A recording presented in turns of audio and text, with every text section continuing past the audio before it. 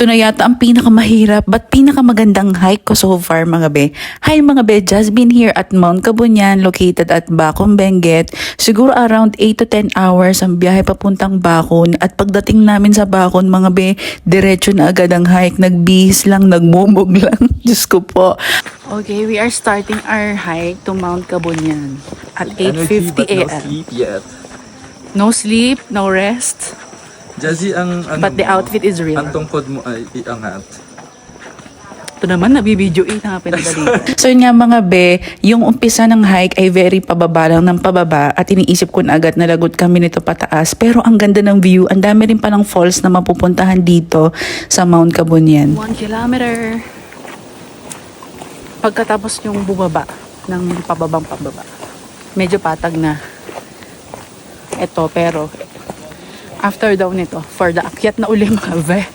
After 1 kilometer nyo palang makikita tong sign to Mount Kabunyan mga be. Ako siguro advice ko sa inyo, medyo agahan nyo pa kasi medyo mainit na ito. Yun talaga yung kalaban mo dito. Ang ganda ng view niya talaga pero medyo mainit at puro nga paahon na to. Only paahon mga be. At kung takot ka sa heights, grabe mga be. Siguro mga 7 tulay ang dadaanan nyo. Wait, sorry. Wait. Sige, ibaba mo na. Hindi, okay lang, kaya ko, pero pinapakita ko yung view. Kaakyatin namin. Bahala na kayo mag-judge. After nitong unang tulay mga be, doon na talaga magsa-start yung Diyos ko, spaghetting pataas ng pataas, hindi na bumaba, Charis. Kita mo rin sa mukha ko na sobrang hirap. Pero mga be, pinaghandaan ko tong hike na to. As in, todo exercise ako. Gets? So, parang for me, ready ako na suungin talaga tong Mount Kabunyan. Ang dami ko rin mga vlogs na pinanood.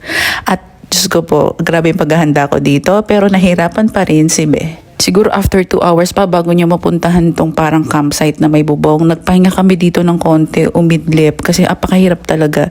At first time ko pala nasuot dito ang aking hiking shoes nandyan sa yellow basket. Ang ganda, aesthetic of it, Charis. Oh my God. Papakita ko sa inyo anong akit One step at a time. Hindi pa siya tapos. Ayan siya, be. Oh my God. At ito na nga ang very viral na Stairway to Heaven ng Mount Kabunyan. Actually, itong una kong nakita sa TikTok. Sabi ko, saan kaya to? Ang ganda. So yun, ready naman akong i-conquer siya mga be. Pero apparently, nung nandyan ang mga be, hindi ako sobrang nahirapan. Siguro dahil may hawakan. And then, ready nga yung legs ko sa hirap na ito.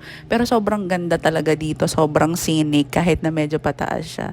So, ang happy ko na na-conquer ko yan. Kala ko malapit na ang summit pagdating dyan. Ang layo pa pala.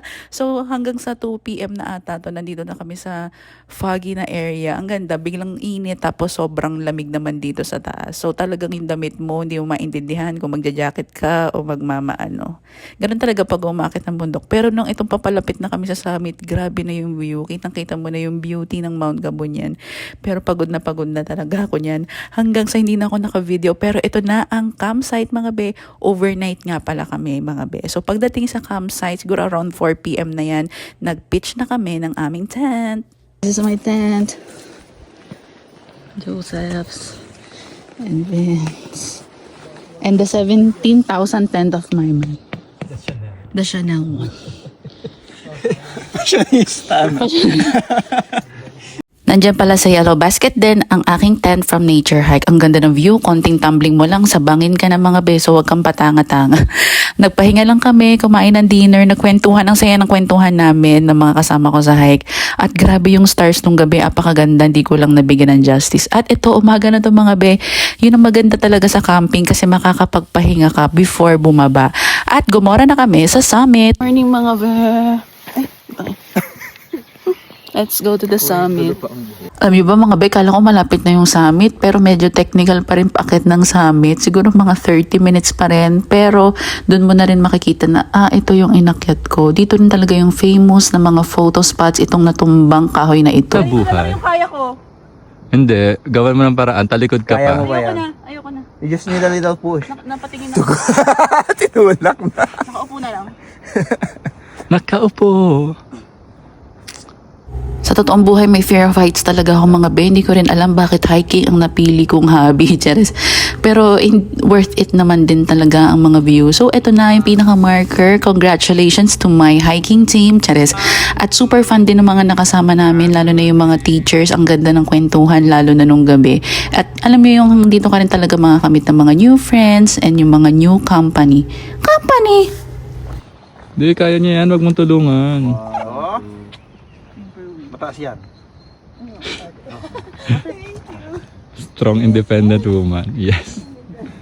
So yan mga be, kumain lang kami ng breakfast at nag-break camp na rin kami mga be. Kasama na pala yung mga meals dito sa aming tour. Syempre kay isihan mo lang po diyan. Diyan ako lagi sumasama kapag mga hike.